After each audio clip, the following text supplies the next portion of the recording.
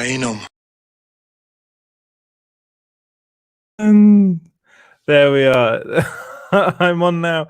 Hello and welcome back to Small Screen Stories. My name is Edward Lauder. I'm the editor of Small Screen, and I hope you guys are really well. Today we've got a lot of stuff. We've got WandaVision, we've got Loki, we've got some John Wick Chapter 4 news.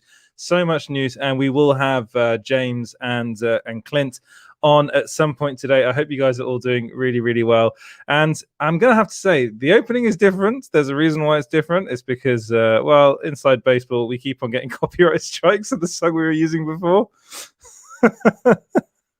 A bit inside baseball there for you guys. I'm gonna be honest though, that beginning scares me, James.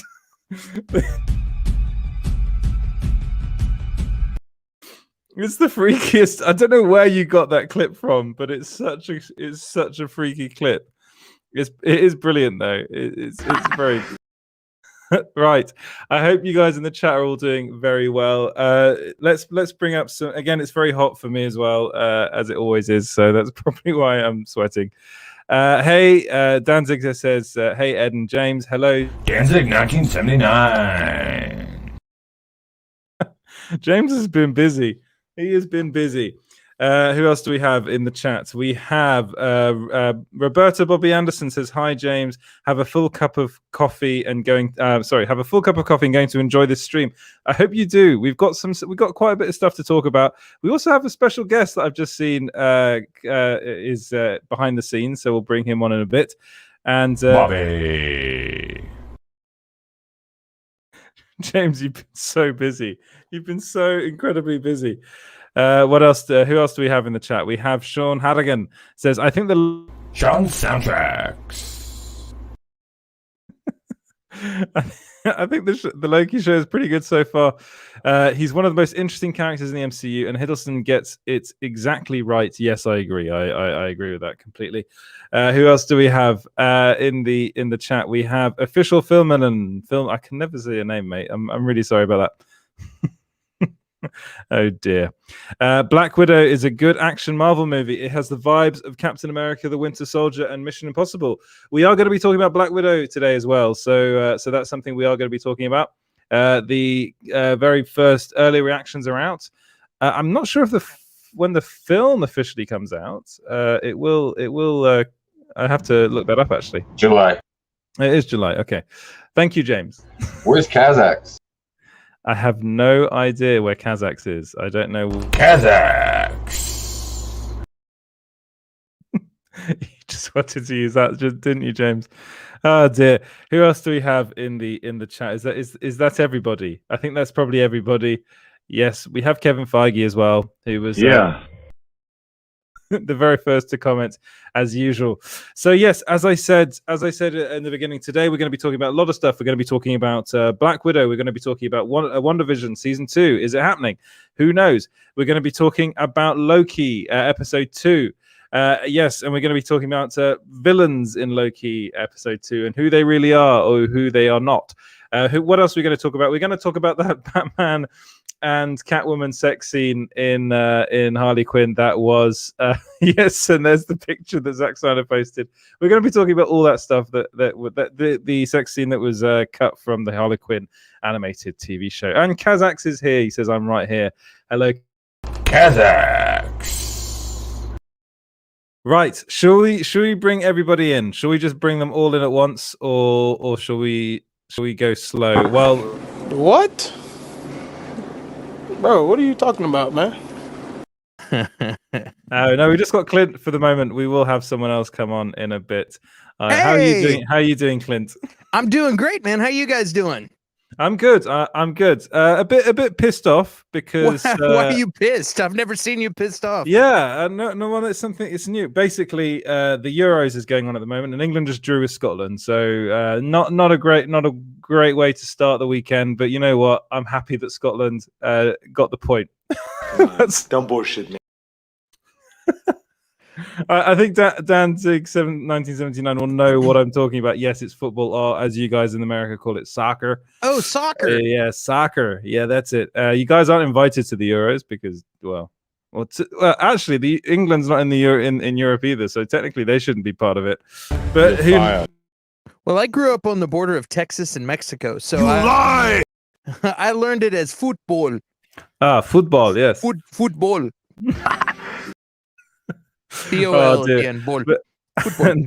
and Danzig does comment. He says, "Well, it was well shite," and I completely agree with you. It was terrible, but I knew from the moment that England were going to play Scotland that would be a terrible game for England because Scotland are very proud people and love to piss off the English. And you know what? Fair dues to them. That's all. Yeah. Now let's stop talking about football and start talking about stuff that's actually fun. I want to ask you a bunch of questions. And I want to have them answered immediately. Oh, shit. Hey. What's up? Why is it just me? And here we go. It's my brother, Freddie. How you doing, Freddie? Oh, hi. I'm good. Freddie. I'm good. Well, actually, no. You were just talking about football. So Yeah. not so good. No. When I decide to watch it. Yeah, the most boring game ever. Yeah. But Freddie, it's your birthday today. How you doing? Yes. Thank you. Yeah. Happy Yeah, birthday. it's all right. Thank you, Clint. Thanks. Yeah. Yeah, it's all right. Just be chilling with Rob. Cool. Not many friends, but Hold it, Sanchez, or you'll get a knuckle supper. but yeah, watching football and yeah. Not Yeah, a very great birthday present of football, to be honest. But I think the barbers are open now, aren't they? You should go to one. oh yeah, yeah. I don't know. It's for charity. I'm going to grow it out for charity. And Awesome. I'll be there when you cut it. yes. Right. So one thing I want to start off with, and I want to know your guys' thoughts on it, is WandaVision. So Kevin Feige had a bit to say about WandaVision and if it's going to continue or not. So he was kind of ambiguous about it. But the first thing I want to know is, do you guys want a WandaVision season 2? Yes. Yeah. Yeah. Why not? Yeah. Yeah. Bring all the content. Bring it. Keep it coming. There's that word again. The content. Oh, content. How could I? Yeah. No. Are you kidding me? Like more shows? Bring them, man. Yeah. Well, it'll be bigger if it's. So, but what Kevin Feige kind of alluded to was that the WandaVision story will continue. So he didn't actually specify whether WandaVision season 2. And Leroy Kong says happy birthday to Thank Freddie. you, Roy. And Roberta Thank you, says hi to Roberta. Freddie. Yes. Thank you, Freddie playing a dangerous game. What game are you playing? I don't Oh. know. What? And I was Leroy, playing Cyberpunk. I was testing out the new update. There's just And been Leroy- an update. Leroy Kong says, "Hello guys, great live. Black Widow will be overrated. We'll talk about Black Widow in a minute." But yeah, WandaVision season 2. So I personally don't think it's going to happen. What I think Kevin Feige was talking about was the fact that Wanda Maximoff's story, or the story that was told in WandaVision, is going to be continued in the movies. Do you think that's the case, or do you think they're going to be making a season 2?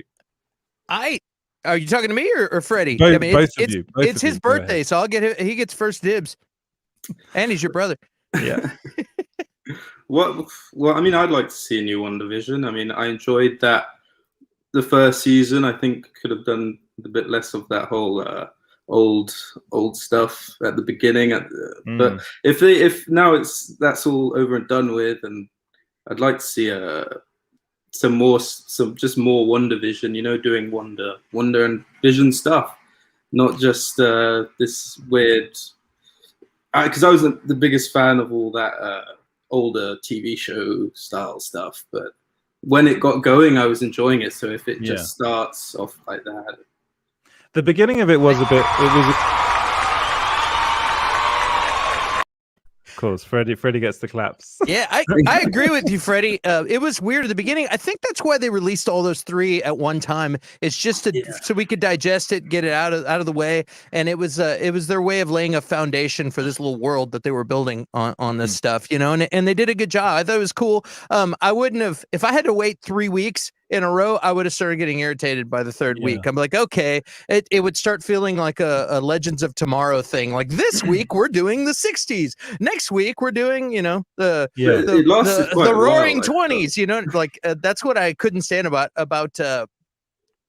That's what I couldn't stand about certain things. Clint can't stand something. That's what I couldn't stand about Legends of Tomorrow. And to be honest, a little part of me was worried about Loki going that route. Like, are we going to do time travel to where it's like next week we're wearing bell bottoms? I'm like, that stuff kind of bums me out. But agreed. Like once they got rolling with it, it was really cool on WandaVision. I did a little digging, and like it was a virtual Pele dialogue session, and the guy that asked Kevin Feige, like, come on, dude, like you could just ask a simple question, don't give him any outs, instead of just saying, hey man, is there going to be a season 2 of WandaVision? The guy says, do you foresee a continuation of WandaVision or an evolution in storyline in different capacities? Well, dude, you just gave him like options, and what he Kevin Feige says yes to an evolution, probably and inevitably in many different capacities.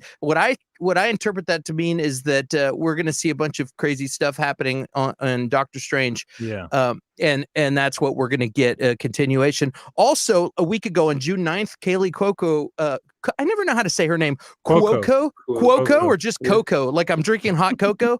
Is that her? Coco? It is Quo. Thanks, gang. Kaylee Coco, she in an Esquire interview was talking to Elizabeth Olsen, and she asked Elizabeth Olsen if there was going to be a WandaVision 2, and Elizabeth Olsen said no, it's a limited series, and then she said I'm say that, but it's Marvel, and you never say no with Marvel because who knows what's going to happen, but yeah, so that's, so with her answer and Feige's kind of vague answer, I feel like there's not going to be one. But again, they could look at, if they're a businessman, they could look at numbers a month from now and say, you know what, let's just do it. So, Hamada burger. Hamada burger. Hamada spoon. Hamada spoon. The best clip we've ever had on this show, I think. That is a good clip.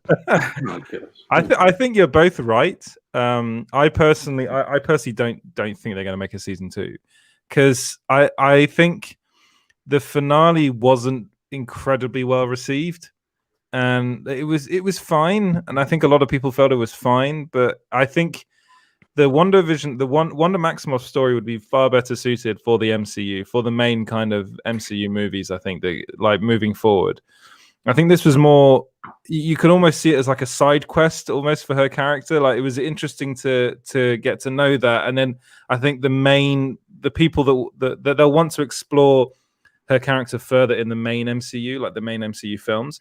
Because Kevin Feige said this on multiple occasions, that he wants to make sure that the people that just watch the movies don't feel completely left out, which is why nothing really major is happening so far in the series. I think Loki might change that, though. Personally, I think they might be looking to change that, and I think this will go on. I think further on about Loki, but I think Loki will bring in, or how it already has done, or how it has brought in the multiverse. Yeah, and I think that's what happened in episode 2.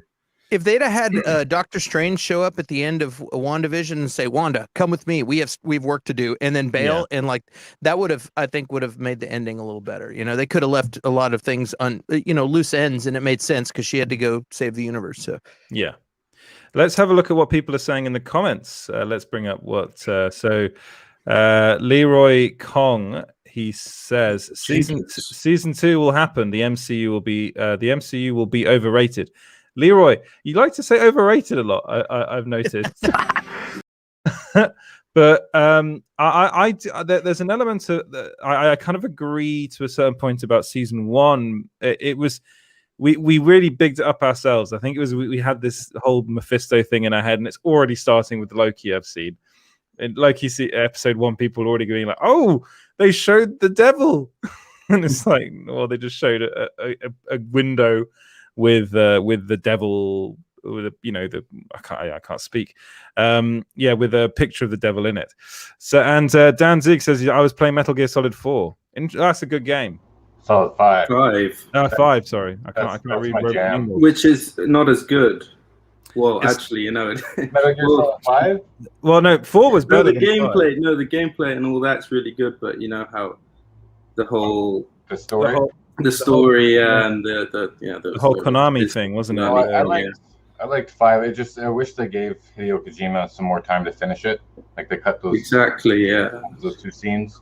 But they really made it rush it. But the gameplay and like the execution, absolutely brilliant. Except the fact that like if you have to start over, you have to go through that 20-minute crawl session at the beginning in the hospital. So, but I mean, which is an awesome section. Is the voice of solid.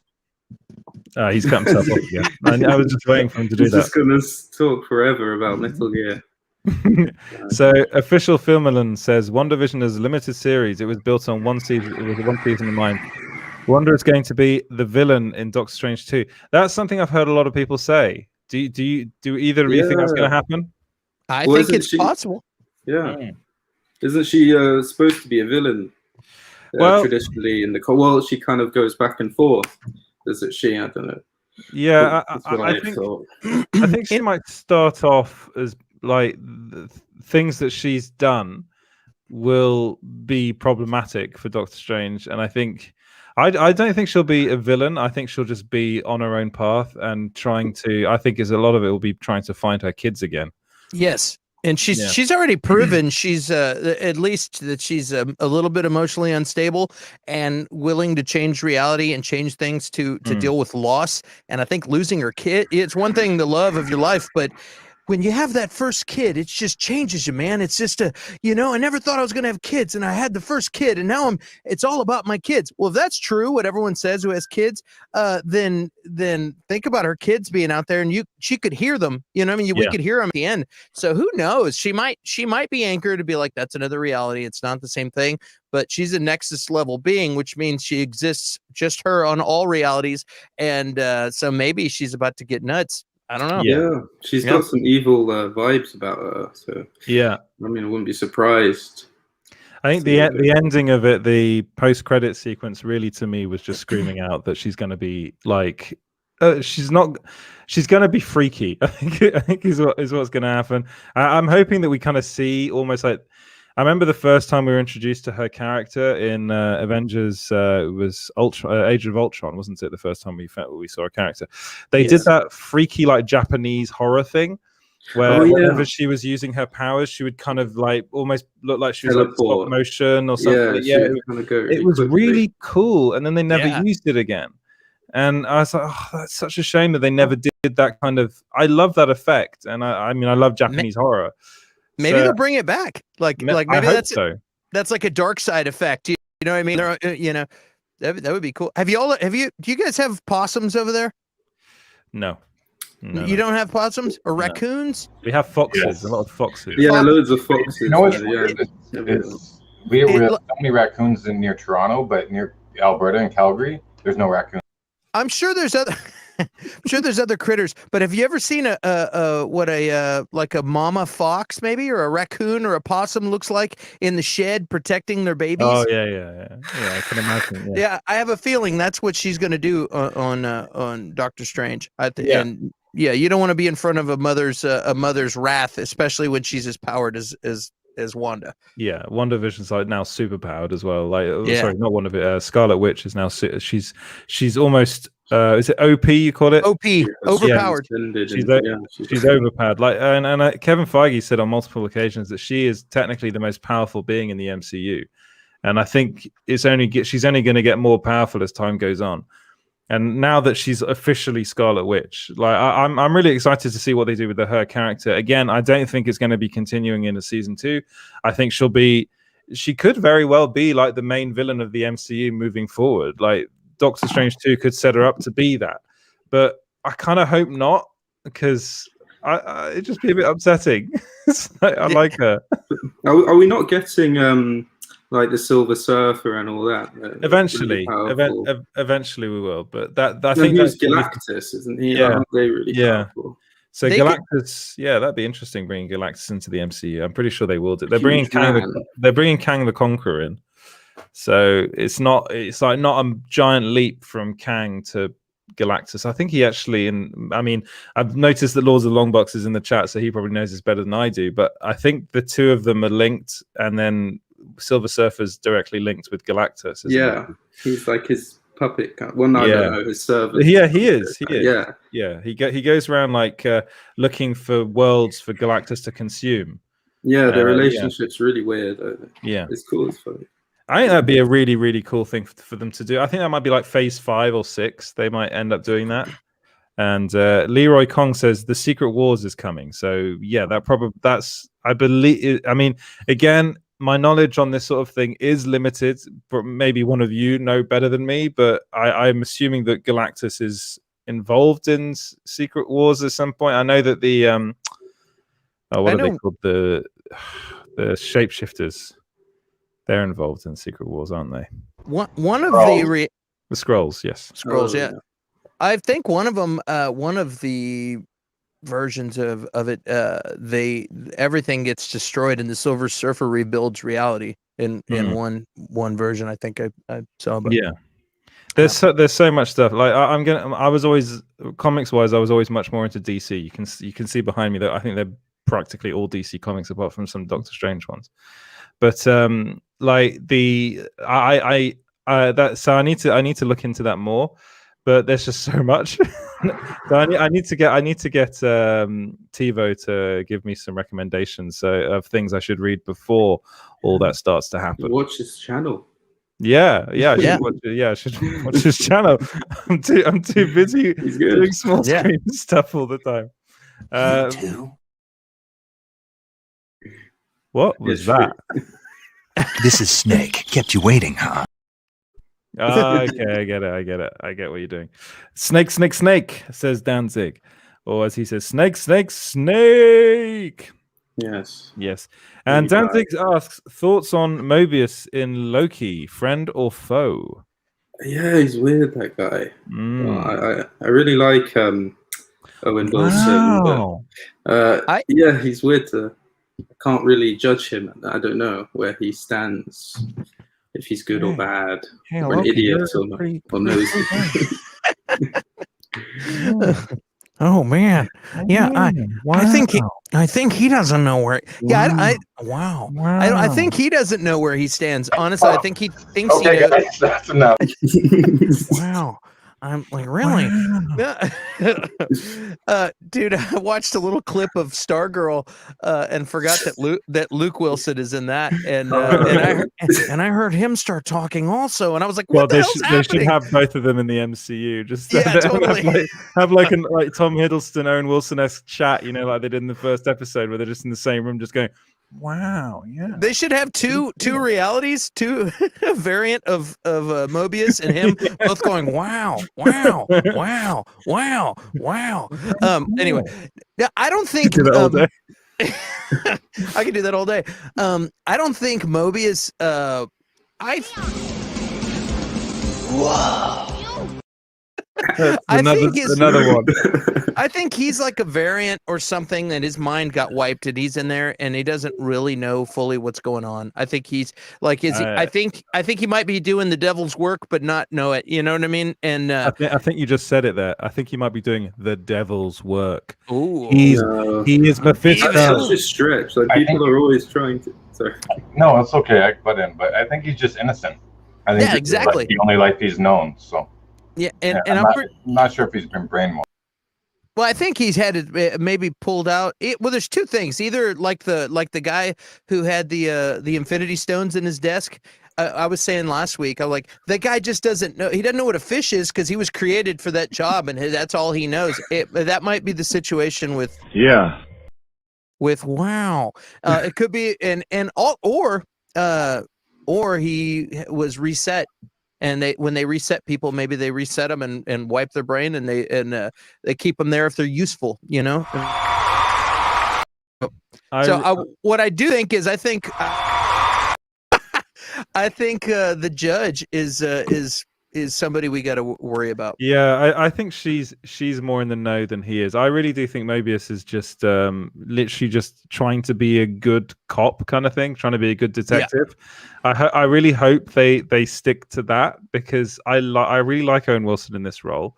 I like the idea of him and Loki trying to solve a mystery together. I really loved those scenes in episode 2 of them working together. I think like Loki sleeping at the desk was brilliant. I loved that scene as well. And I really, really hope they don't end up. I just don't want his characters to be anything more than, than what he is already. Like in the sense that it's like he's had his mind wiped, or is somebody else, in disguise or something. I just hope it's just Mobius and he's just who he says he is. Well, I think what's going to happen is they're going to call back to that glass ring, the coaster rings on the table. Yeah. What's going to happen is either there's going to be a reset, or on either the time or on Mobius himself, and he'll figure out he's getting played by those rings on the coffee table. That's a good point. It's not throwaway. It's there to mark the time. Excuse me. It's there as a marker, so he'll know when something goes wrong, and then that will break him out of his innocence and start him on his hero's journey. Yeah, that's a really good point. Because they're not going to throw that in there for no reason. You know what I mean? And the other thing too is Ravonna Renslayer is a love interest of Kang the Conqueror of the comics. So that's the judge. You know what I mean? And so they wouldn't just handpick that character and throw her into the TVA for no reason. Like, why? Unless some nerd is just doing a callback. You know what I mean to that? But it seems. Yeah. Don't do that again. But so anyway, so I don't think that's an accident. I'm pretty sure that's just hey guys, Kang is going to be involved here pretty soon. And well, no, they threw in Quicksilver as Ralph Boner. That's what I meant. I know. Yeah, but we're also dealing with time travel and that's kind of Kang's thing. You think they would really? It's a time travel show. I'm just saying it's different. Well, whatever. What do I know? But, I think you're right, and I think Kang the Conqueror. He's already been cast. And we know that he's going to be an Ant-Man, and Kang is one of the three. What are they called? He is one of the original three that created the TVA. The Timekeepers, or the space lizards that Loki keeps on referring to them as. So, and I'm pretty sure there will be some tease of Kang at some point in this, and I didn't know that about the Judge being connected to him in the comics. So that's an interesting point as well. She clearly knows more than she's letting on. Yes, well, that's the big thing here, I think, to take away from that. And the ring thing, I did kind of think, oh, this is a weird thing to kind of. They really did show it, and it's like, oh, okay. This might come back further on in the season, and it's only 6 episodes long. This show, so we're almost halfway through now. So I think we need to talk about the villain, because this is something that a lot of people have been spending a lot of time on. Because at first, everyone was like, "Well, she's Lady Loki." Might not be the case. So official Filmerland says, do you think the last woman who showed up is Lady Loki? Well, it seems as though she's not. That's a misdirect, at least according to the dubbing, the international dubbing credit. Danzig 19. And Danzig 979 says, I wonder if it's a misdirect. She could be Enchantress. And in the credits, in the international dubbed credits, it says that the girl that dubbed for the character that we saw as Lady Loki, the character's name is actually Sylvie. So that is Sylvie. That's a reference to Sylvie Lush something. I can't remember her last name, but it's another name for Enchantress in the comics. She's like a young version of Enchantress. So I think I'm pretty sure this is a misdirect, and she's using the whole kind of.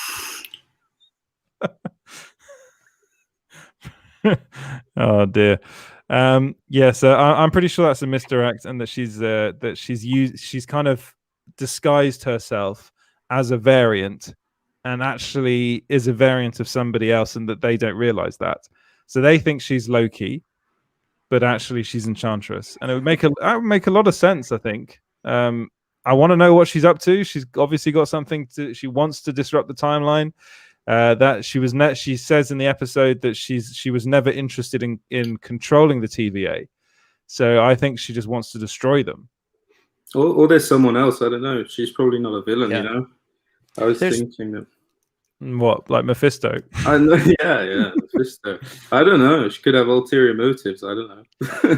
I mean, I'm pretty sure she does, but the whole thing is planned meticulously. She's been doing this for a while now, and you can tell everything she did was to bring them to. So in the episode, they go to that mall in like 2050, I think it is, where there's going to be an apocalyptic event because Loki realizes that she's hiding in apocalyptic events because they can't pick up any variant activity there.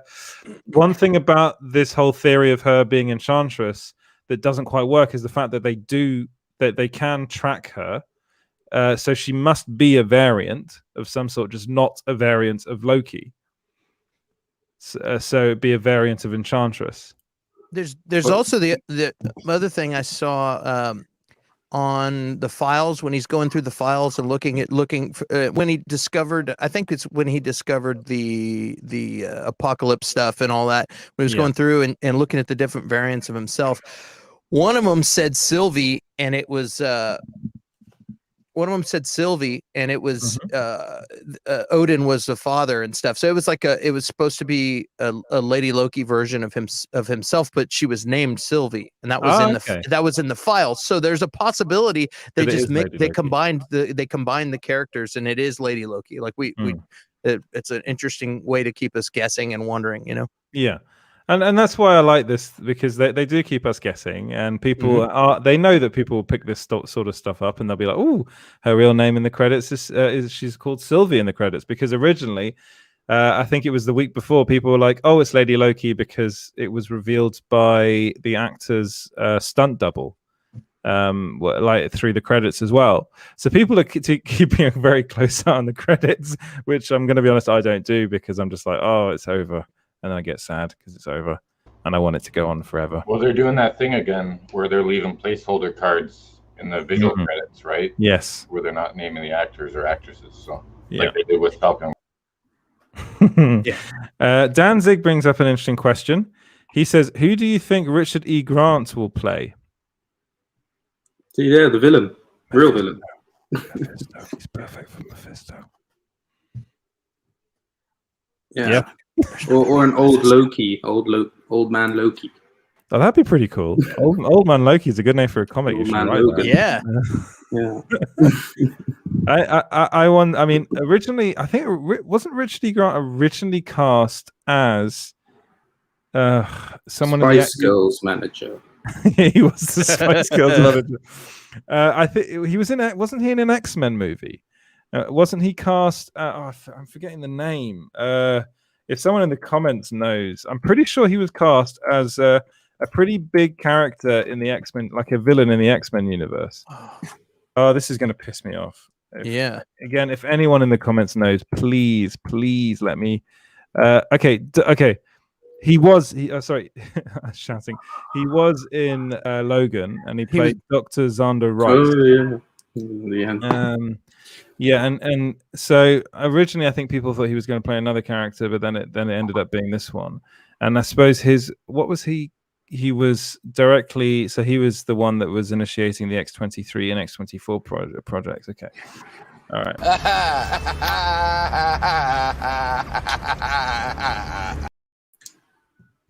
What's going on? Yeah, so Richard E. Grant is an actor that I truly love. I think he's great. Even when he posts a video of himself going reacting to having seen Star Wars, the Rise of Skywalker. I don't know if you saw that when he was like, punching the air, and I cried. Yeah, punched the air. I'm just so happy. I'm so desperate for you to see this movie. How many more of these? Oh, I actually originally people thought he was going to play Nathaniel Essex, Mr. Sinister. That was the character that I was thinking of, because that was the one that he was connected to, but it turned out he just played like some random doctor. But I'm looking forward to seeing him in it, because I think he's another brilliant actor. I think this is a really well cast show. Actually, what do you guys think? Absolutely, like it's perfect so far. It's been perfect. Yeah. Really cool. Even the small little fill-in parts, the little random comedians that are placed here and there doing little tiny are hilarious. Like everybody's is great in this. Yeah, there aren't too many characters, and I don't know. It feels all the characters are cool. There aren't too many of them, so I like that, I like the new guard. I forgot her name. With the one with the dreadlocks. Yeah. She was in what is it? Euphoria? Is that the movie? The TV show? I've seen her in a bunch of stuff, but with the one with John Cusack, where he's the big bad, and there's a. Did you all see that comic book? It's a movie about comic book fans. It's a TV series on Amazon. I think it's called Euphoria. If anybody, it's great. If you guys haven't seen it, it's really good. But she's in it. She's one of the main characters. She's fantastic. So here, that's what I'm watching tonight. I didn't even hear about that. It's great. It's about fans. It's basically short version is of the show is that somebody finds somebody who it's a very rare comic, and these super nerds all of a sudden freak out because this comic all of a sudden they find out there's one copy in the house of the old author, so everybody wants this comic, and so once everyone goes, and these guys just think they found a gold mine, so they're trying to sell it to the highest bidder. Craziness ensues after that because the weird thing is there's a lot of conspiracy theorists that think there's hidden stuff in the books, and there may or may not be. You'll find out if you watch the show, but it's really good. And you said John Cusack? John Cusack is in it. Yeah, he's a main character in the show. Yeah, I met him one time. Yeah. I was just looking up the actual name that they put for Sylvie, and it's Utopia. Yes, Utopia. Yeah, Mum's gonna go off in a bit. Okay. What's up, Rob? So the character is actually called Sylvie Lofadottir. I think that's how you say it. Isn't that like the name? That's their family name, isn't it? The like Thor and Loki and stuff. Yeah. So I mean, I think they're just going to combine the two characters and make it kind of one. So I think it probably will end up being Lady Loki. Actually, I think they are doing that. And I honestly, this show so far has been what's going on. This show so far has been a really, really, really promising. I think it's the thing that I've liked the most from these new Disney kind of Marvel shows. I think it's better than already after just 2 episodes. I think it's so much better. And I think we should move away from some of the Marvel stuff and move on to some John Wick news. So it was reported that Wesley Snipes was in talks to join John Wick Chapter 4, and then it was very quickly dismissed by one of the Hollywood Reporter writers. I think his name is Boris Kit. I think his name is Boris. I think. Yeah, Boris. Well, I don't know how to pronounce it. But yeah, it turned out that he was in talks. And then he ended up, and it was a while ago actually that he was in talks, and it was to play a swordsman, and it was pretty sniped early on, as Kazakh said. That Ripper got sniped, but it made me think: which actors would you like? Kazakhs. Which actors would you guys like to see in a John Wick movie? Like either go up against John Wick or kind of go on be one of his allies. Donnie Yen. Who was in it? John Wick? Yeah, I don't know. I haven't really got any comment on John Wick, to be honest. I have to go because it's getting late, and Robert needs to use the good TV. So see you later, guys. See you later. See you, man. Happy birthday. Happy birthday. Vince Vaughn. Vince Vaughn would be interesting. I remember when they brought Vince Vaughn into what was he was in the 2nd season of True Detective. And I actually thought he was in Cell Block 99. Oh yeah, he was in that as well. It was great. He did some great action scenes in there, and yeah, definitely. Because John Wick Chapter 3 had Halle Berry in it, and I thought she actually did really well, especially because she brought in the dogs and stuff. And I thought, yeah, Captain Britain versus John Wick. Kazakh says 2 words. Amber Heard.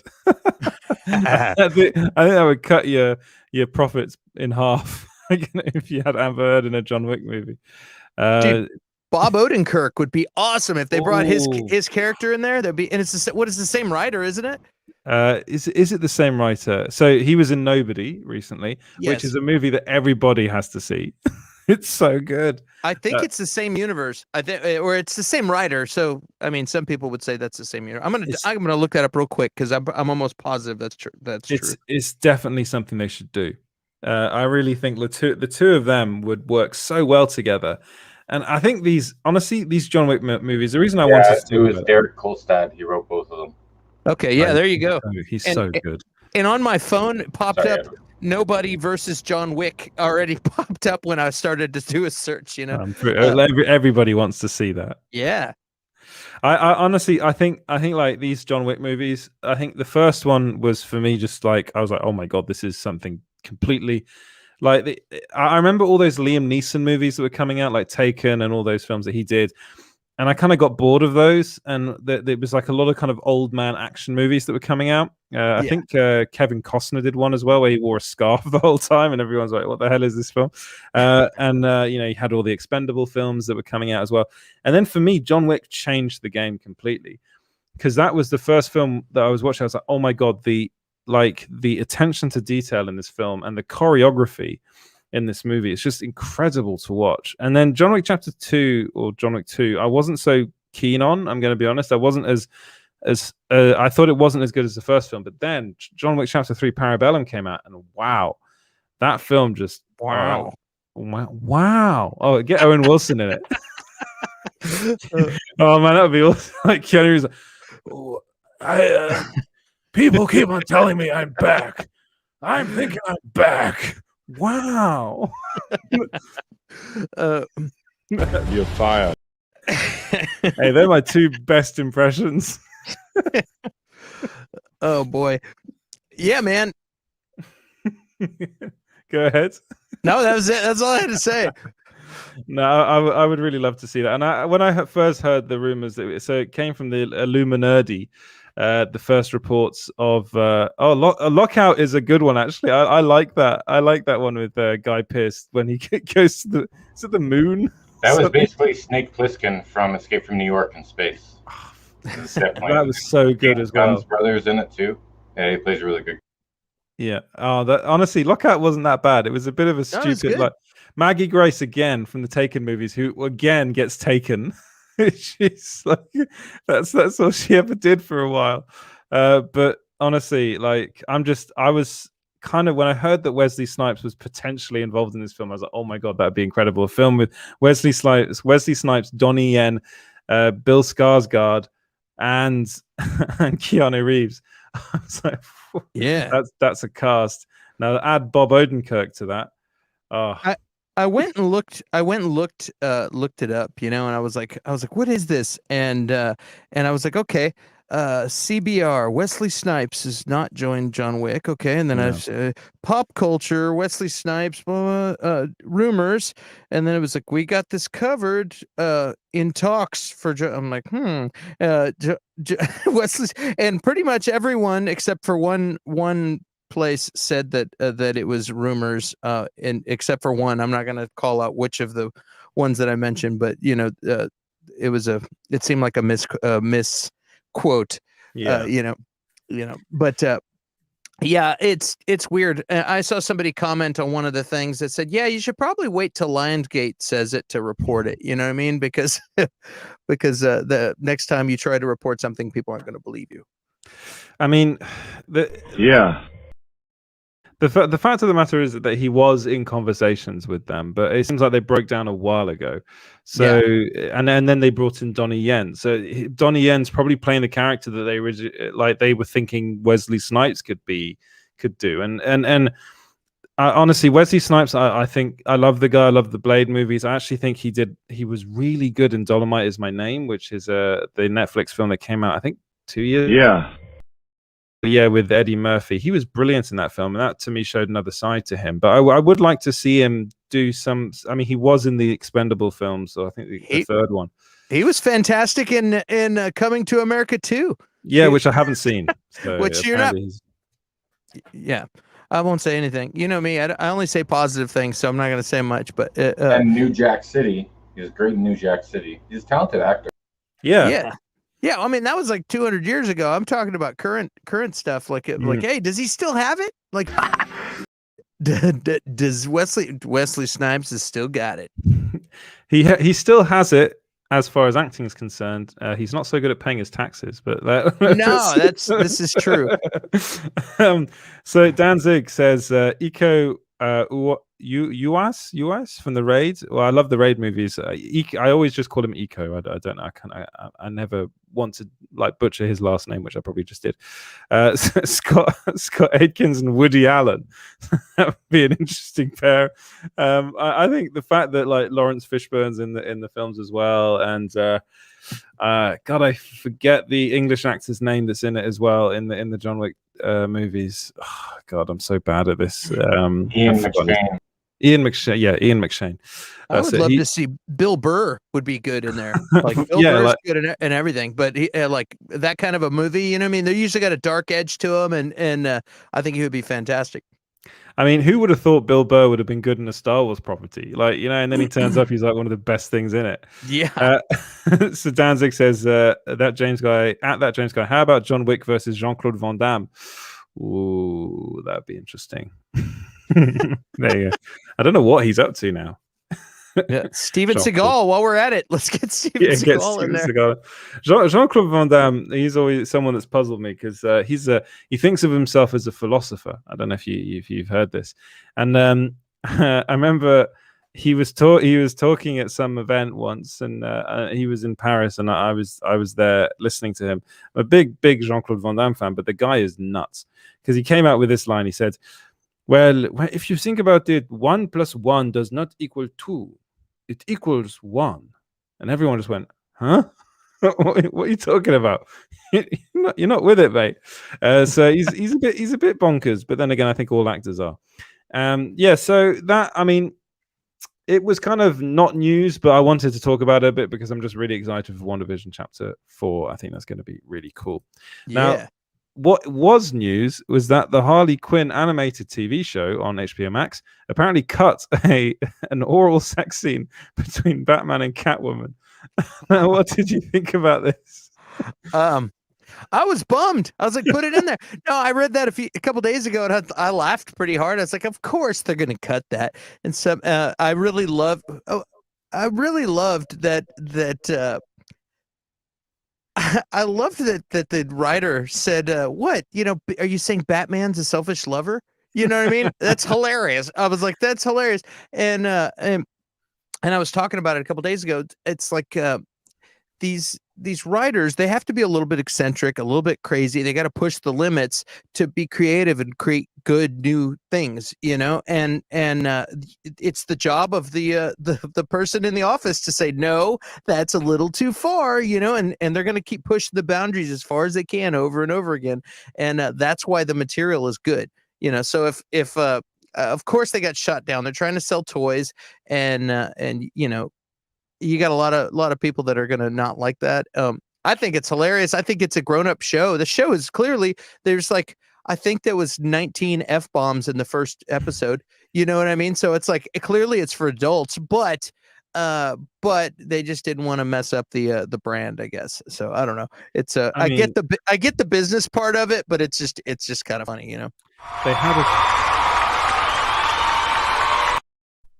They had a sex scene between Batman and Batgirl in Batman. Which one was it? The Killing Joke. Where they just completely came up with this random sex scene between the two.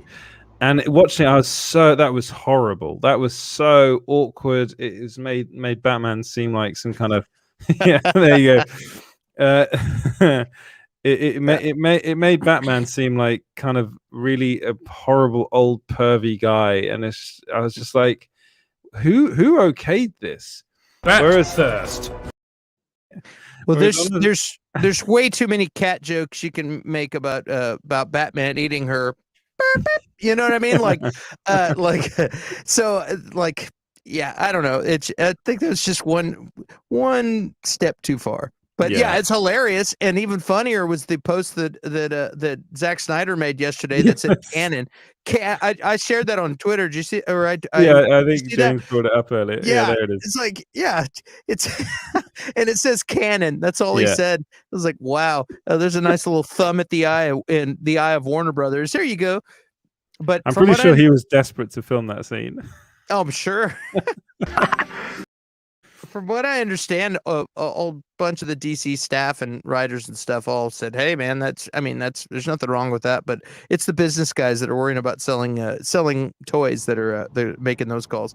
In the original Batman the Animated Series, there's the I don't know if you've seen the episode where I don't think you've seen it at all, have you, Edward? The Batman Animated Series, I have. Okay. I think I've seen all of it. There's a lot. Where Bane throws off, or Batgirl falls off the building. When Bane and Batman are fighting, and what's supposed to happen is Commissioner Gordon and Bullock are in the squad car. They're driving up the street, and Batgirl just stumps right on the street, right, and then they see her die. But the censor said, no, you can't do that. You can have her fall, but you can't show that angle. You have to try inside the squad car. So they showed it inside the squad car, and she smashes right on the windshield. And if you ever seen it, it's absolutely even worse than Bruce Timm and Paul Dini said it was absolutely even worse than what they had before. So as far as the Batman and Catwoman thing, I can kind of see that, because even though it's an adult's show, it's still a cartoon, so kids are going to stumble on it, Yeah. Like, at least with the bad words, the parents can hear that and be like, "Hey, what are you watching? You're not supposed to watch that." Right?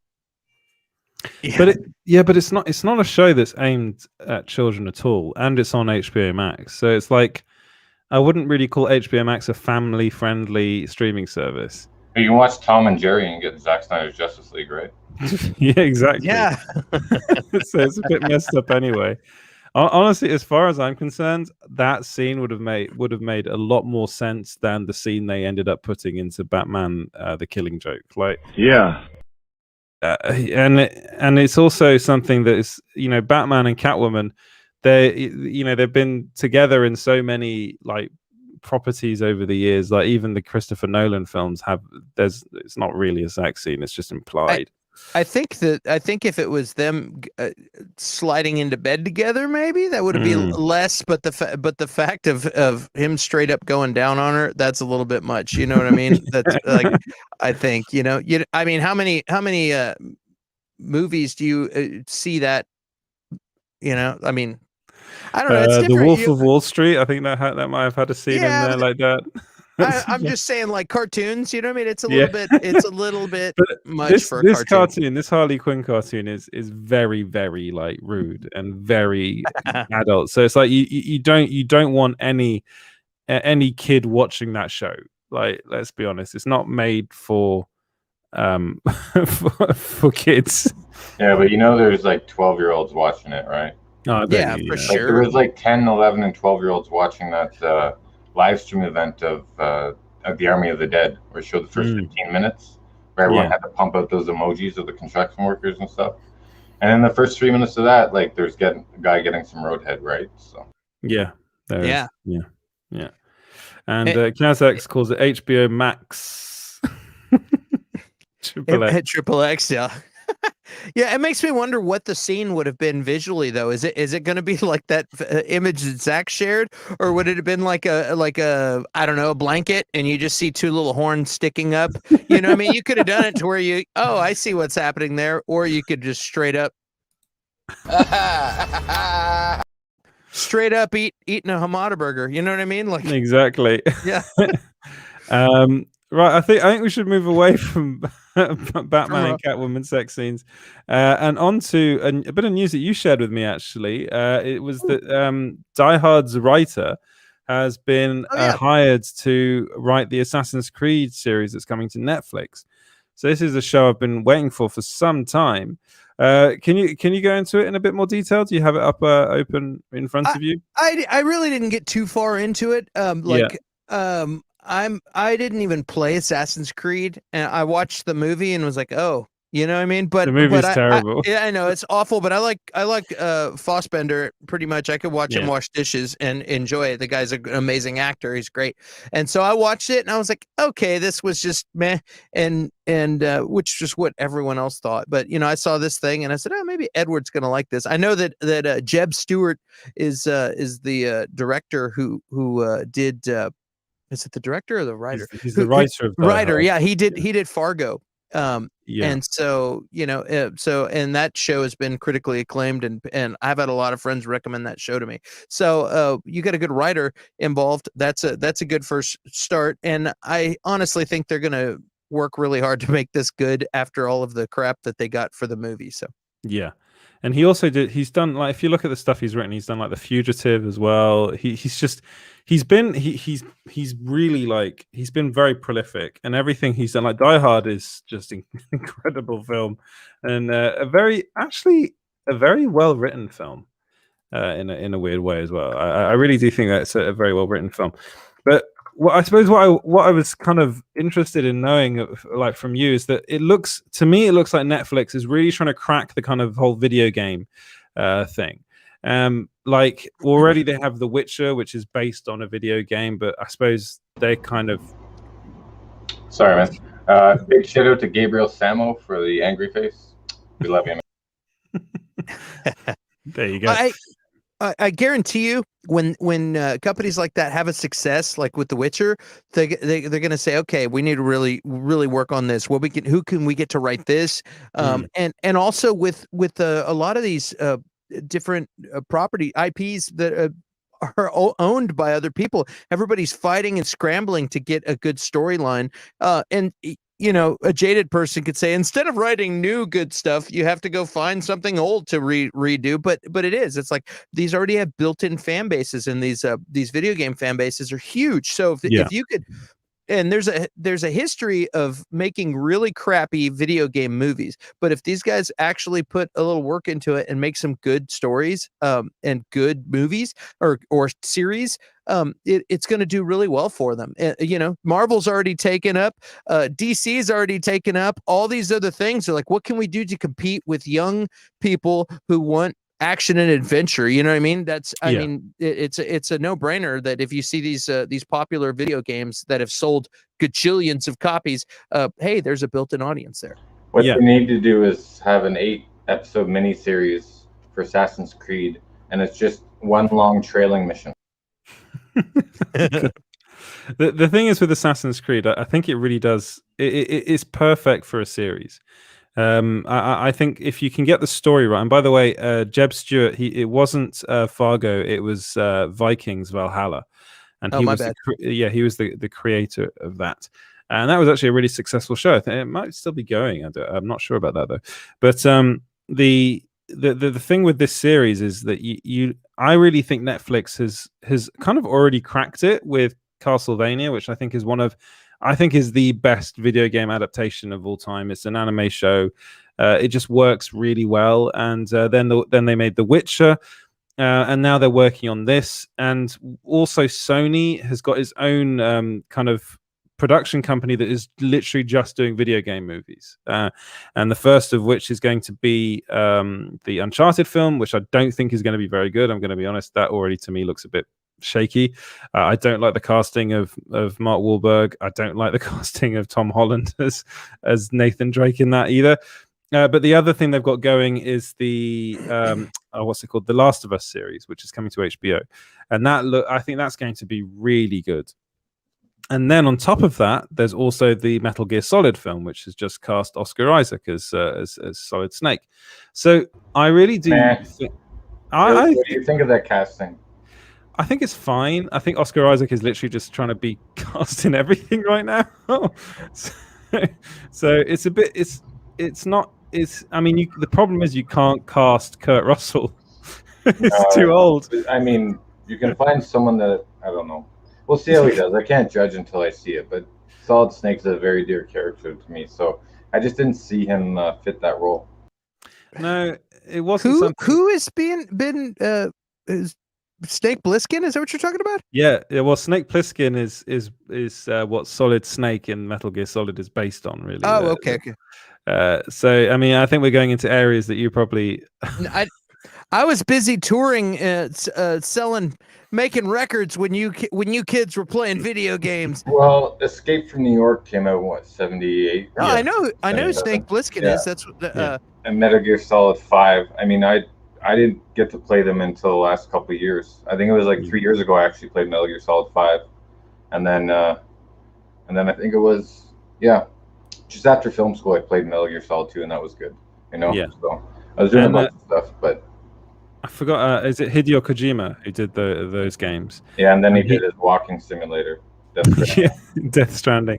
And I think those games are quite cinematic anyway. They're really based on Hideo Kojima is very, very inspired by a lot of movies and a lot of Hollywood movies, and he was heavily inspired by Escape from New York when he was developing the character. Literally, it's the same character. You watch the movie and play the game, it's the same. Yeah.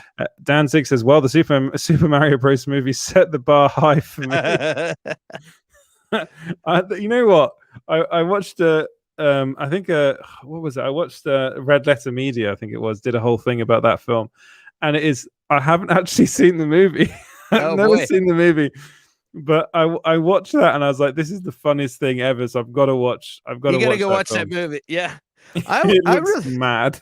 I really wanted a Hitman to be good when that came out. I love the game Hitman. It's one of my favorites. The problem is, right, I actually really like Timothy Olyphant. I think he's a really good actor. If you excuse me, as Kevin Smith says, Timothy Olyphantastic. He is Timothy Olyphantastic. He is. But yeah, no, he's a great actor. He's great in Justified. Justified, yeah, the Elmore Leonard series. He's so good. Anything Elmore Leonard, you put anyone in it, that's going to be great. But I can see the whole. Did you hear Kevin Smith talking about that movie he was in with Timothy Olyphantastic? He's pretty rude to him. No. Fun of his acting. I'll pull up the clip for next week. But yeah, go ahead. He's really, really good. But in that movie, one of the main things about that film, honestly, you've got to hire somebody that's actually bald. Because it was really weird seeing Timothy Olyphant being bald. It really was. All they had to do was get Jason Statham. You know what I mean? That's all you have to do. Timothy Olyphant literally has the world's best hair, which is the other thing. He's got such great hair, and you cut it off, it's like you losing half the actor. Yeah, it was weird seeing him with no hair. I was like, what is going on? And the other thing is he can't walk very well. He kind of has a cool swagger, but it doesn't fit Hitman, like Agent 47. It doesn't fit it at all. He's kind of gangly, dude. In Mandalorian, when he shows up wearing the Mandalorian armor, he's like, I was like, Boba Fett. No, this guy's too gangly and scrawny to be. Yeah, nope. And it wasn't.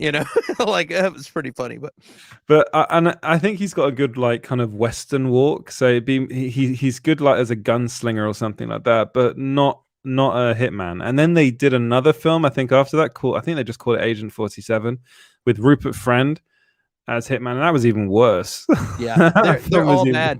They're so bad. Yeah. So I think we've gone through so many years of just terrible video game adaptations. The Resident Evil movies are terrible. I don't care what you say about them; they're awful, and they're awful.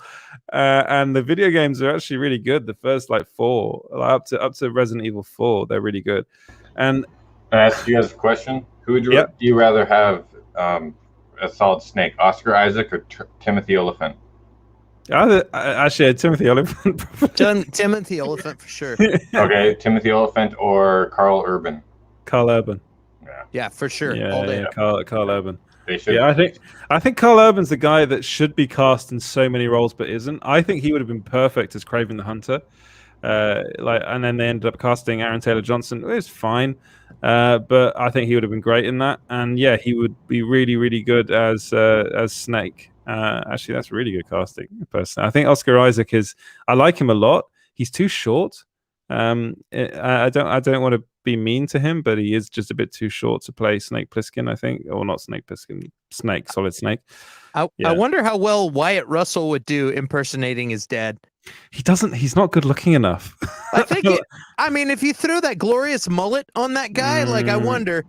No, he's got the. He's got the. It's the weird. Not the weird. Sorry, but it's like the eyes and the nose. He doesn't. As long as he doesn't do the weird captain smile that he does, so it's like it's like I hate to talk smack because I'm like, what if he saw like when my grandpa used to take his teeth out, he would go, and it was like that's what that picture of Captain America, the new Captain America, and it was like, and I was like, God, no, dude, it's not right. That's like whoever said that. I don't know. Okay, I'm done.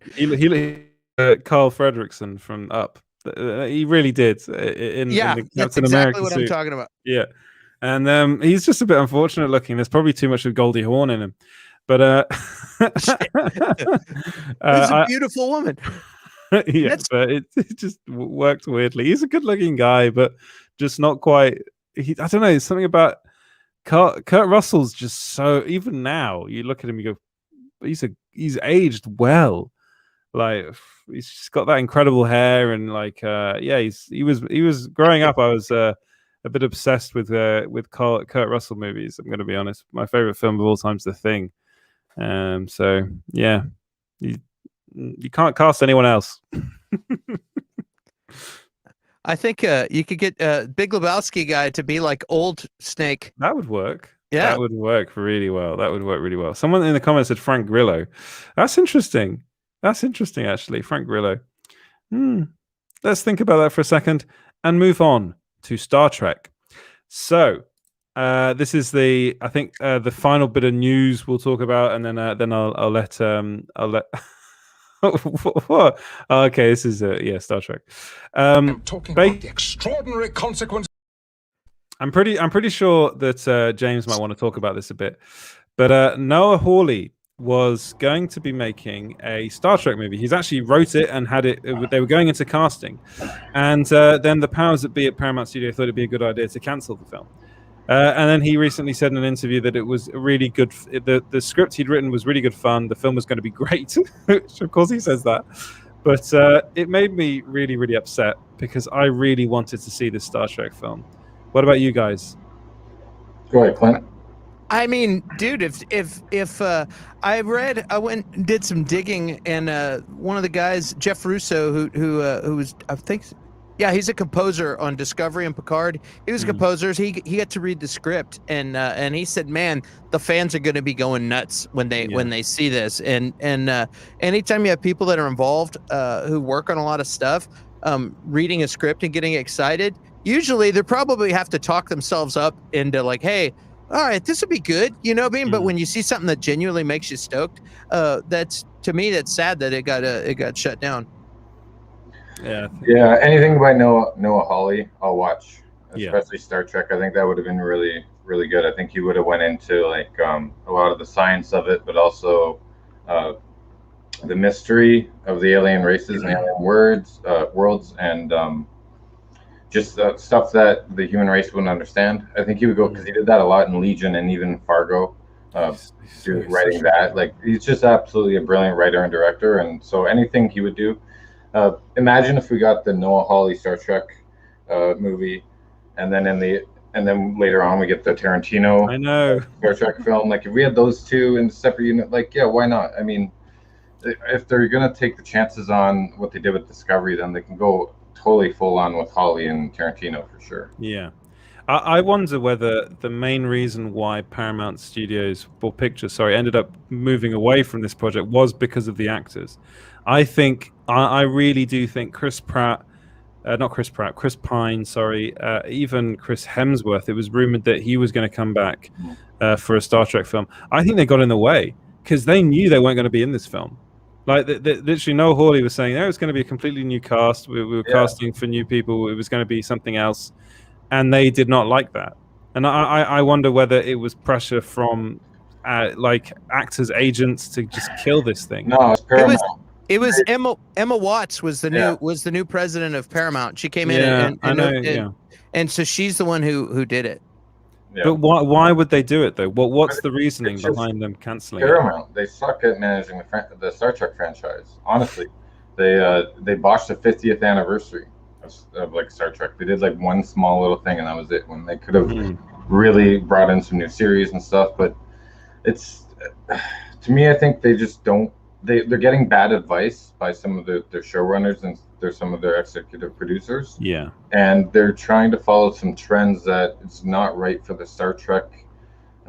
Again, maybe I'm not the demographic anymore. I don't know, but to me, it seems like they're not following the markets that Star Trek would be really good in. You know, if you have a really solid series, then you can make some really solid movies. You know, and you can even branch them off. Like that's what they did with the original series, The Next Generation and Voyager. Yeah.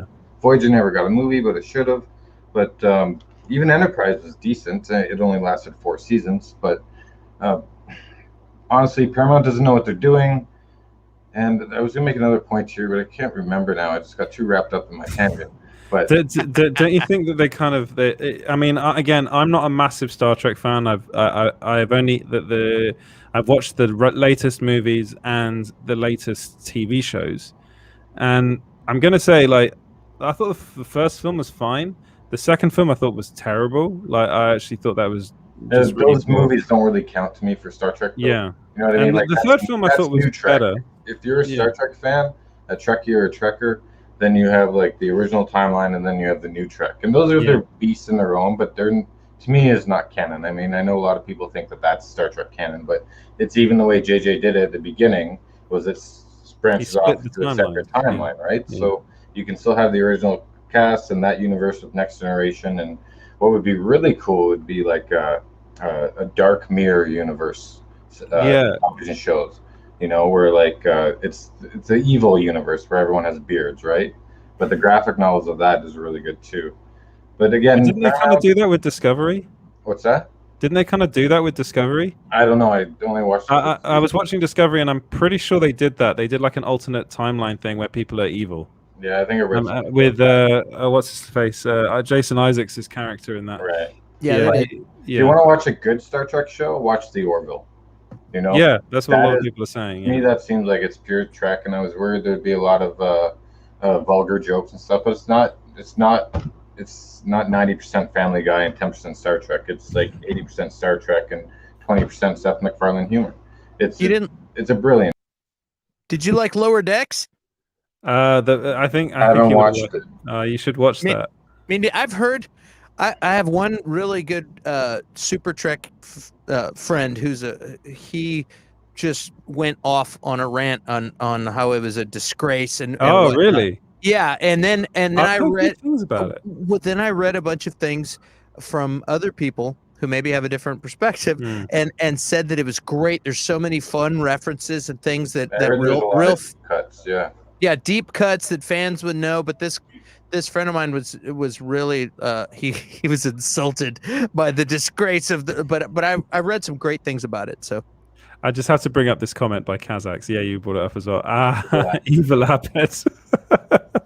I mean, if you know Community, you'll know what that's talking about. Oh man, I miss Community. Did you guys see the teaser for Picard season 2? I did today. Yes, I did. Yeah. And that's who's the character they're bringing back in that? Q. Yeah, Q. John Delancey. So yeah, it looks. That's something else that's interesting. It looks like they're going to be going down some kind of which also Discovery. I realized I didn't watch the last 3 episodes of last season of Discovery. Pretty much where Michelle Yeoh goes into a no way back portal. Basically, there's no way back. This is the end of her, and she disappears. I thought that's where the season ended, and I didn't watch the last 3 episodes, which is kind of telling that if I could notice that was all, I didn't miss the last 3 episodes. It's kind of telling how that season went. You know that happened to me with Game of Thrones, the penultimate season of Game of Thrones. So I finished that season with the Ice Dragon, and then I was like, oh, that's the end. And it wasn't until like a year later that someone said, you know, there's a whole other episode to the end of that. Because I remember we were starting the season 8 being like, I don't get what's going on. I feel like I've missed a load of shit. That's hilarious. Well, I did the same thing with Battlestar Galactica. There's a lot of episodes. I still haven't watched like the last 2 episodes. I forgot. But I knew who all were silenced and how it ended and everything. So it's not the same. You got to go watch those last 2 episodes. I got to rewatch the whole series now. It's been like 10 years, but yeah, man, it's what a only great like series. yeah, it's only like 87 episodes or something ridiculous like that. No big And deal. are you talking But about the original series or the more recent one? The more recent one. Yeah, the more- Ejo, it's Edward James Almost all day. yes. I had 3 roommates that all of us were watching, and we were all in different places, and we would hear the bum bum bum bum bum bum bum bum through the walls, and you knew that other people were watching in the other room. It was pretty hilarious. Awesome. But what I was gonna say about Picard season 2 is that Q's in it, and then you see some weird stuff. Why are you giggling? No, you just see some weird stuff where it's like, wait a minute, is this going to be like a multiverse thing? Did the people at Star Trek say, hey, man, nobody's really doing a multiverse right now. I think it would be cool, Or did they say, hey, guys, you know what the kids are watching? The kids are all about the multiverse these days. We need a multiverse in Star Trek. It's going to be dynamite, guys. I'm telling you. And it's going to be out in 2022 after everything else is out. So I'm like, what the F are you guys doing? Yeah, who's the guy that's in charge of Star Trek at the moment? Is it Alex Kurtzman or someone like that? And Star Trek fans hate him, don't they? My friend I was talking about hates him. That's It's usually 10 minutes of F-bombs when he comes up. Before it used to be F-you Rick Berman, but now it's F-you Alex Kurtzman. But do the Star Trek fans like J.J. Abrams? Not really. Well, it depends. Like, time has passed. It's like the Star Wars prequels, As time passes, the shock wears off, and you get used to it. It cements itself in culture.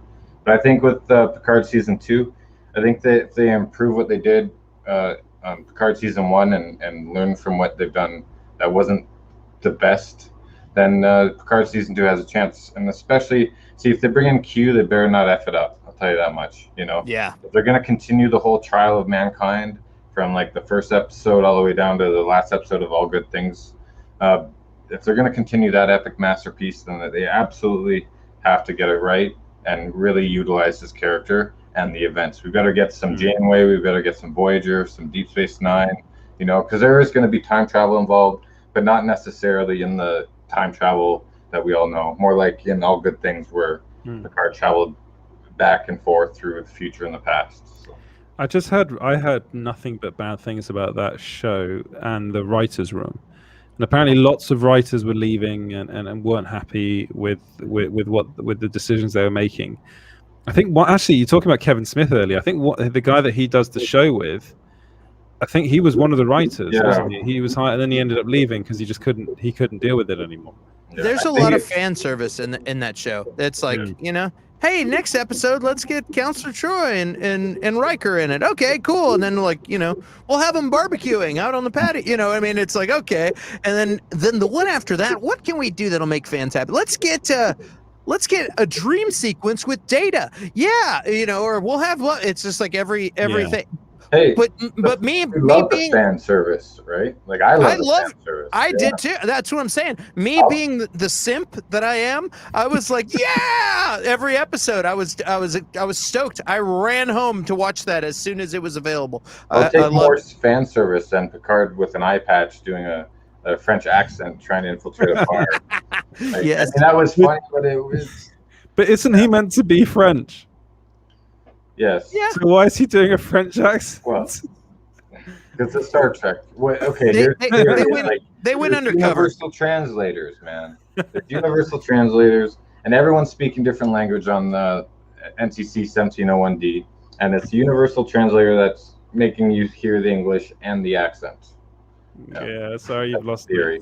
There was basically an episode where they went on a mission. They had to go undercover, so he dressed up. I've seen that mission. He looks ridiculous. Yeah, and what's disturbing? I don't know if we've talked about this or not, but is that the mobster lady in this? She looks like young Counselor Troy, and I was like, "What's happening? Is that her?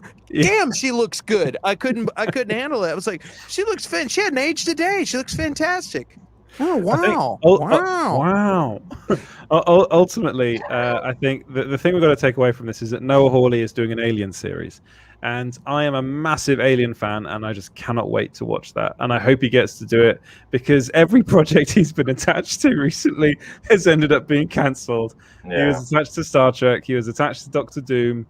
And they both got cancelled. I was so looking forward to him doing Doctor Doom. Oh, that was that was so upsetting. But you know Stop what? whining.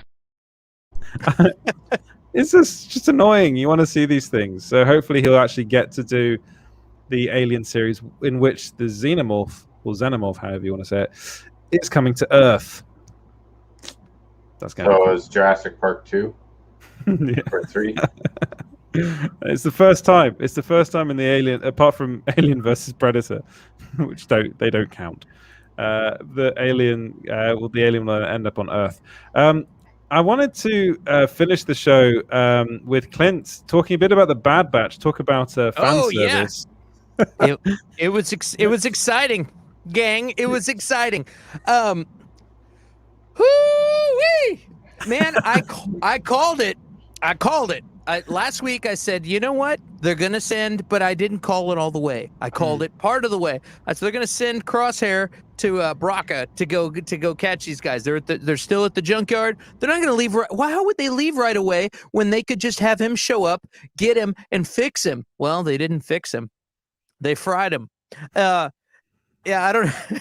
if you spoiler alert, but I have been waiting. I've really enjoyed having characters that we know and love show up, and Fennec Shand showed up last time. I really enjoyed that. And if you haven't seen this episode or you're not worried about it, go ahead and get out of here and don't listen to what I'm about to say. But all kinds of crazy stuff shows up. Crosshair shows up and to get them, tries to hunt them down. They have all kinds of things. They're trying to take some bombs with them so they can go sell them and make some money. And it's a good thing because they end up getting tracked down and had to use these bombs to escape. And there was one part where they were in an engine about to get fried, and they got to use these bombs to blow the thing off and fall, and they escape. Right when they're about to escape, Cad Bane shows up. Yes, Cad Bane, my favorite bounty hunter. It's like a young Jeremy Irons is a bounty hunter, and he's an awesome like Western bounty hunter, and he's a badass. If you didn't watch Clone Wars or Rebels, he's tangled with Jedi and can hold his own. He's a badass. So he got the kid and took off. And this whole time they keep talking about, we don't have a mission. We don't really have a purpose. We're soldiers without a war to fight. Well, now they have a purpose and they need to get the kid. So that's what's about to happen. You just messed with the wrong batch of troops. They're about to go get their kid back. There you go. Woo!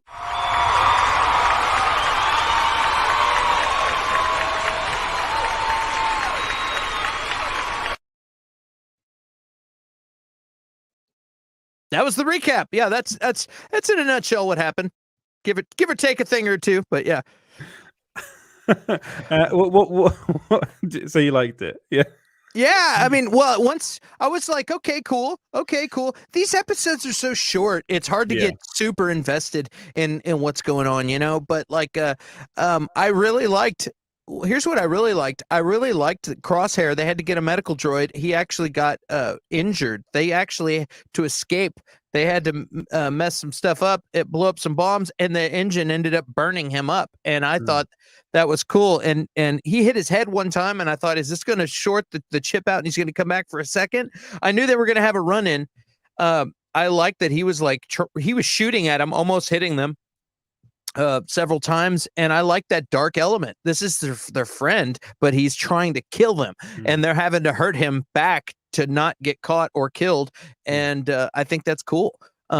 We'll see what happens. I don't know how now. I don't know how now that they bailed, and the medical bay was right there. To me, it was obvious they were going to fix him. But I think it leaves some good anxiety in the show to know that they still have this super best friend villain against them. You know what I mean? It's a cool open-ended. Yeah, well, it's drawn. I mean, the show's not over, but it's that's a good villain to have, because then all of a sudden, if they fix him, what are they going to do? Then you got to have like Darth Vader show up, or some Inquisitors show up, or they have to like make it more complicated. I don't think they're going to make it more complicated this season. I think he's going to be the main bad guy for this, and then until the end, when they can either escape or fix him. Yeah. And 75 YBA says, I bet Cad is based on Lee Van Cleef in The Good, the Bad, and the Ugly. Probably. Probably. Honestly, this show has just got better and better. Like there was a point in the middle where I just kind of was like, they're really short and they're not really grabbing me. But then the last couple of episodes have really, really stepped it up. And it's just, you can tell that I think there's just the story is kind of getting going, and it's just getting better and better. And Dave Filoni is really, again, demonstrating that he really understands Star Wars really, really well, and he's created these new characters that are very compelling, and it just keeps on going, and it keeps on getting better, and I think this will go on for quite some time.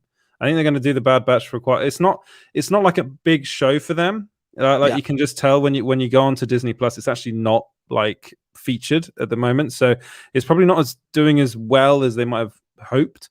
But I think it's got a lot of fans. It's got and the fans are really enjoying it. And I think that's important for Star Wars at the moment, because especially after the rise of Skywalker. I think a lot of people felt a bit lost in the Star Wars fandom, and I think The Mandalorian is helping bring them back. It really did help them bring it back, and now this is doing the same. It's kind of we loved. I mean, I was a big Clone Wars fan, and it felt like for a long time that was the only thing I could latch onto as a Star Wars fan. That was the only thing they were really doing, and then it just got better with Rebels, and now this, and so their animated stuff is good. They're doing really well in that sphere. So long may it continue. Yeah, and it's cool. It's cool too, because it's like after Clone Wars, you're like, where do we go from here? You have Order 66, and everything got really like cinematic and cool looking, and the quality of what you're watching still looks that good, and it's continuing the story along. And then they're pulling live action people into the show. Yes. People that you're seeing live action, characters that from Clone Wars are popping in, and it's cool. They're tying everything together. I think it's fantastic. So it's like Fennec. Hello there. Hello. I suppose let's. I did say that was the end of the news, but there was one thing that I wanted to spring on you. Okay. And that was that Liam Neeson has talked about, talking of Star Wars, has talked about Qui-Gon Jinn. So there have been a lot of rumors out there that he's going to be coming back as Qui-Gon Jinn and Kenobi as a Force ghost. Now he has said, "I'd like to, I wouldn't like to." He's been all over the place. As Liam Neeson, maybe he can't really remember what's going on, but he was asked in an interview with Jake's Takes, who's a guy that you might know, what would Qui-Gon Jinn's Force ghost say to Obi-Wan Kenobi if he were to be in the upcoming season? And Liam Neeson said this. He said, "Keep on trucking, Obi-Wan. Keep on trucking, baby, and may the Force be with you always." I went a bit too Irish there at the end, but of course, Qui-Gon would say that. I thought he was going to say, "I have a particular set of skills." I have a particular set of skills that make me a nightmare for people like you. I'm meant to be American, but I'm just sounding Northern Irish. And he doesn't That's pretty good. Yeah. Well, part Irish, so I should be able to do that. But yeah, what do you think about that? Keep on trucking, Obi-Wan. Do you think Qui-Gon would really say that? I think he's Liam Neeson's been in the business for a long time, and it's kind of like, I'm trying to think of a guy to ask. Hey, Harrison Ford. Exactly. Hey, Harrison Ford. But he just like, oh, okay. Sure. Yeah. Hey, go get him, son. Like, yeah, sure. Okay. Man, these guys have been doing it forever. They've made enough money. They're set for life. So you got some like fan guy. Hey, man, excuse me, sir. Will you please tell me blah, blah, blah. And he's like, okay, sure. Why not? That's pretty much what I think that response means. I would love to see him. I'm hoping maybe since he got like quasi canceled last year or whatever. Maybe he's like, hey, that was ridiculous. It was a big Wow. wow. Like I'm hoping maybe he will do it. It's like, I better get this money while I can if they're offering him some. I think, I think do it. Yeah, like okay, he's doing shit movies at the moment, like called The Ice Road or something. It's exactly. like, he's still like, come okay. on. They're like, hey, we're gonna do one where you are a carnival manager and then somebody kidnaps the bumper car guy who happens to be your stepson, and you got to get him back. Oh, okay, I know how to do that. I love like, there's so much pathos in this character that I'm playing in this movie. I'm so it's like people. I love watching interviews with Liam Neeson where people are like, "What attracted you to this role?" And it's clear. Well, I've always wanted to be a carny, and you know what I mean. Like, yeah, when you travel as much as I do, you get a particular set of skills. This. What about that Nicolas Cage trailer that came out, Pig? Oh God, Pig! Oh boy. Which is literally just John Wick with a pig. I can't wait. No, but he's a chef. He's an ex-chef. Oh boy, yeah. No. It'll be so good. Cannot wait. Literally, he's another one that's just doing shit. For like, what was the thing he did with, which is actually Five Nights at Freddy's? Well, he's got lots of taxes to pay off. Sorry, go ahead. Did y'all? Clint's gonna explode if you don't. I'm having a stroke. Did y'all see Jiu-Jitsu? Did you see? Have you seen that one? It's terrible. Oh, I wanted to see it so bad. I watched that whole movie. Oh crap! We were high-fiving when I saw the trailer to that. I'm like, this is going to be the best movie. It's the worst movie ever made. No, it's not. It's like Frank Grillo turns up in it for like 5 seconds, and I'm like, what are you doing in this movie? Like, honestly, that film is awful. The best thing about that film is it's actually not a bad performance from Nicolas Cage. Given if you take Nicolas Cage performances, that's probably one of his best ones. That film was awful. Like Nicolas Cage is literally just taking he's like, whatever, I don't care anymore. Pig looks so good. How does it not look good to you? He's going to get his pig, and his pig. I had a pet pig. He did one good film which was called, was it Joe? It was a Mandy. No, Mandy was good but weird. But he did another one called, I think it was just called Joe, which is actually really good. And then he just did crap. I want to see him do a film called Clint. I mean, it's just the life of Clint Baker. That would be great. I'm not gonna freak out. All right. But the thing, like with Liam Neeson, or Liam Neeson's, as I like to call him, if you know what that reference is, he's someone that I have I have a lot of time for him. I think he's even in these kind of crappy action films. I still think he's very charismatic. I really loved The Grey. The Grey was such a good movie that he was. I think that was the last like genuinely good film that he was in, like action film wise. He's been in some other stuff, but I really do Joe hope Carnahan, baby. Yeah, that's Joe Carnahan. He's great. Hey, I saw you, come on, Clint, use your words. Earlier, you were talking about Mark Wahlberg, and I don't want to interrupt, but he's got a movie called Infinite. Yes. It's on Paramount Plus. Don't be fooled, guys. Clint doesn't like it. It had a lot of potential. It fooled me in the beginning. Was really good, but I was like, okay, this is a made for TV movie. You want to see some action. It's cool, but yeah. Boy, Paramount. That's all I got to say.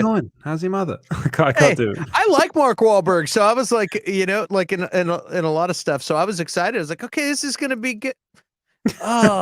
What happened? Mark Wahlberg hasn't been in a good film since The Fighter. Let's be honest. That was his last good film. The pretty much it's like these people. It's like the memories and like personality of people are getting passed down. It's almost like reincarnation in new bodies, and you're supposed to remember how to do things. So it makes them kind of powered. Like they're like super bad awesome marksmanship or driving and all these different things, and then like they just never did anything with it. Like you never really saw anything. Like cool. Like in the beginning, you're like, cool, these guys are going to be badasses. That's how they start the show, and then they never do anything. So I was like, It if you sounds gotta, a bit like that film Power that Jamie Foxx was in, where literally everyone's powers just seem to be them exploding.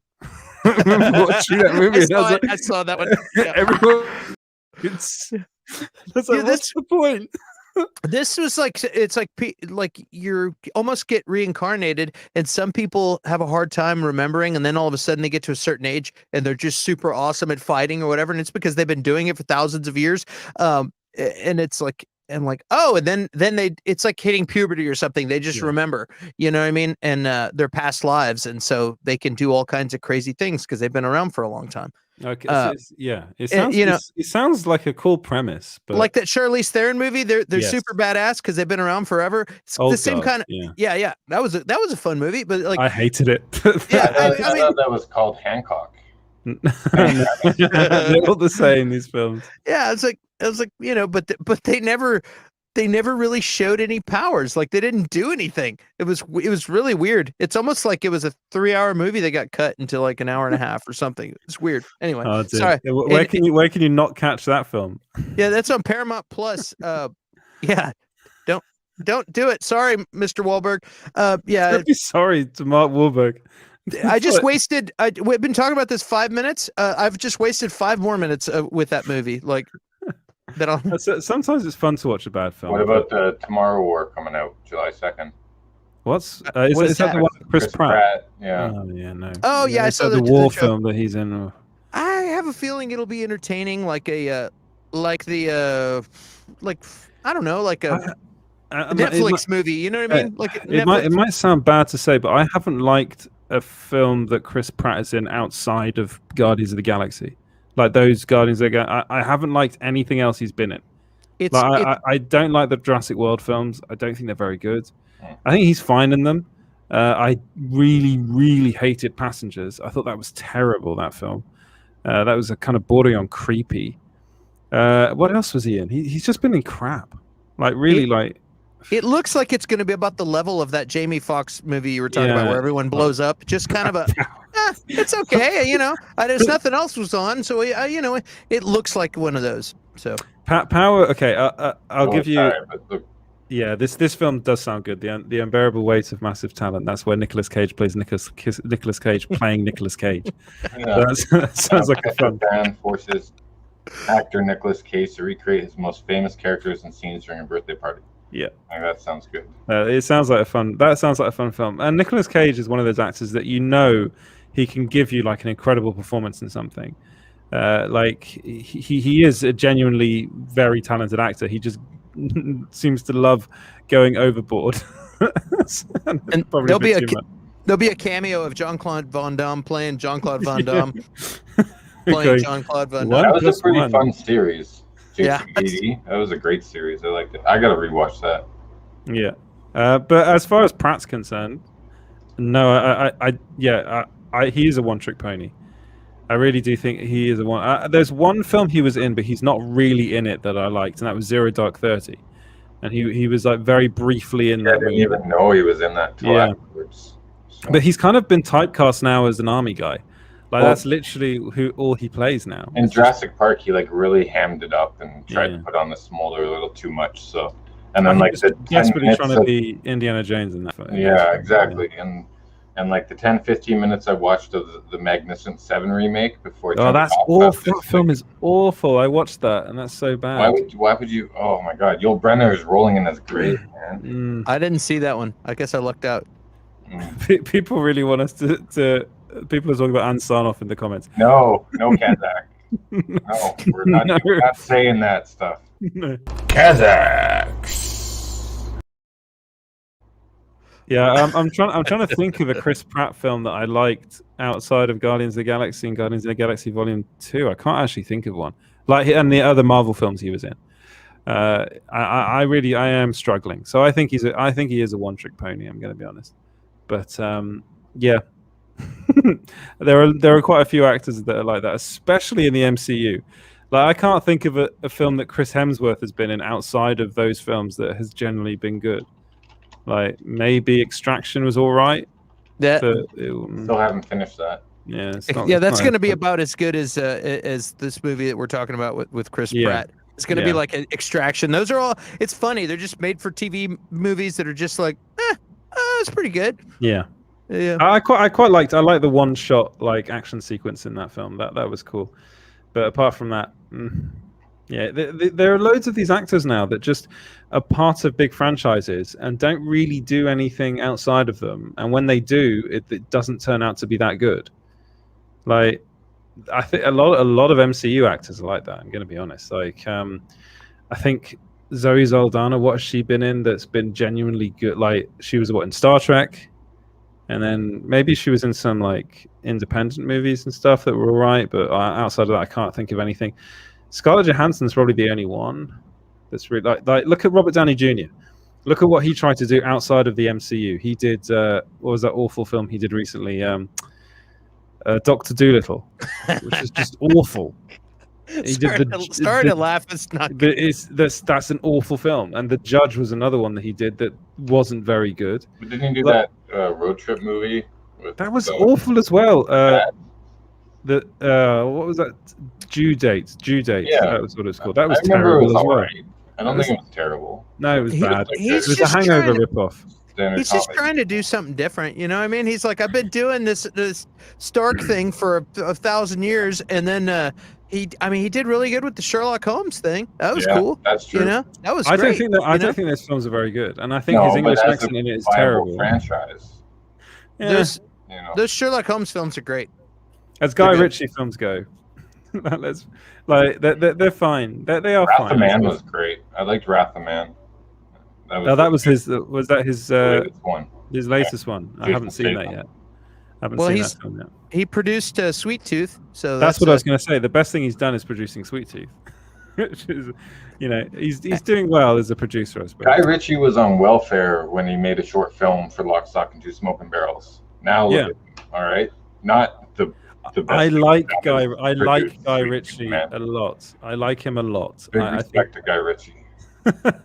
Yeah. I think he's actually a very, very good good director. He's just there. Sometimes he tends to go a bit overboard, I think. And yes, Danzig says Dexter Fletcher is directing Sherlock Holmes 3. Yes, he is. Dexter Fletcher's directing that. So I think both of my guests have left the building, and I'm all alone. So on that note, I think I'm going to say goodbye. What's happening, guys? I have no idea where Clint went. Clint disappeared. Well, from all of us here at Small Screen, I hope you have a lovely, lovely weekend. You can go and find Clint Baker everywhere at the OG Clint Baker, and on YouTube you can find him at the Clint Baker channel as well.